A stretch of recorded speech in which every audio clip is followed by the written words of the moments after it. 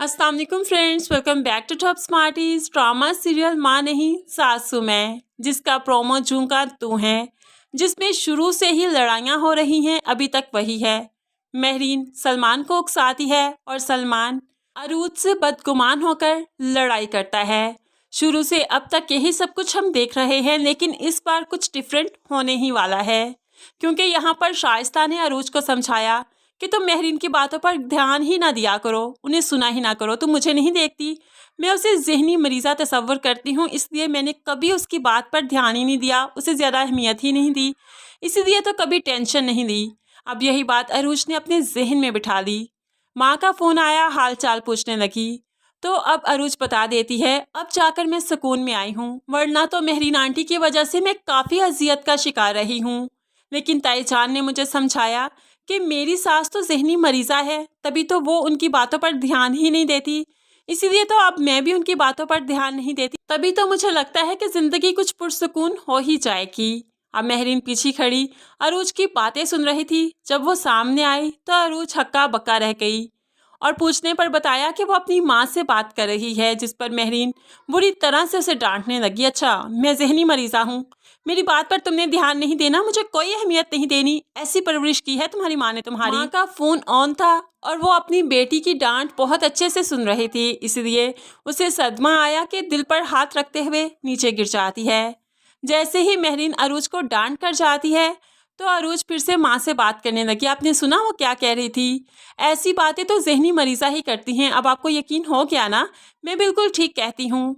जिस पर आगे से माँ की कोई आवाज़ ना आई तो अरूज बुरी तरह से तड़प जाती है।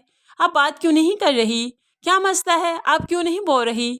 अब काफ़ी देर जब माँ नहीं बोलेगी फ़ोन पर तो अरूज उनके घर जाएगी, जहाँ पर माँ बेसुध पड़ी होगी और यहाँ पर वो हॉस्पिटल भी लेकर जाएगी। लेकिन अब माँ के दिल पर एक बोझ है कि मरने से पहले अरूज को उसकी शनाख्त ज़रूर बतानी है, इसलिए अरूज का बाप अब लाख रोके लेकिन अरूज की माँ नहीं रुकेगी, उसे बता ही देगी कि वो उसकी असल औलाद नहीं है।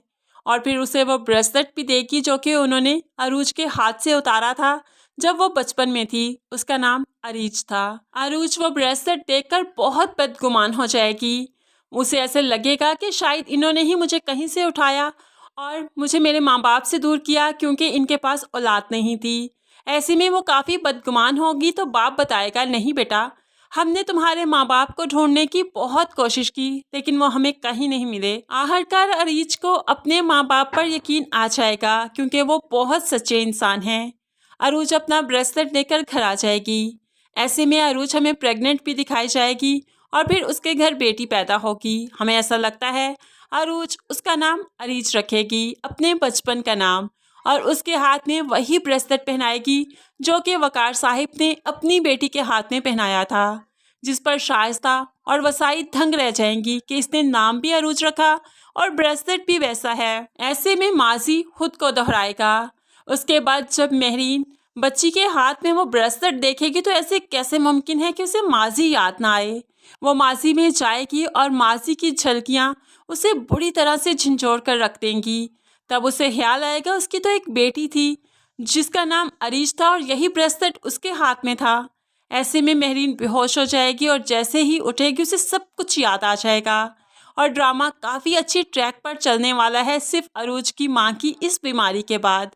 फ्रेंड्स, आपको आने वाली एपिसोड्स की ये छोटी सी प्रिडिक्शन कैसी लगी ज़रूर कमेंट्स में बताइएगा। मज़ीद वीडियोस के लिए चैनल को सब्सक्राइब करके साथ बेल नोटिफिकेशन ज़रूर प्रेस कीजिए ताकि आने वाली हर वीडियो आप बहुत आसानी से देख सकें। अल्लाह हाफिज़।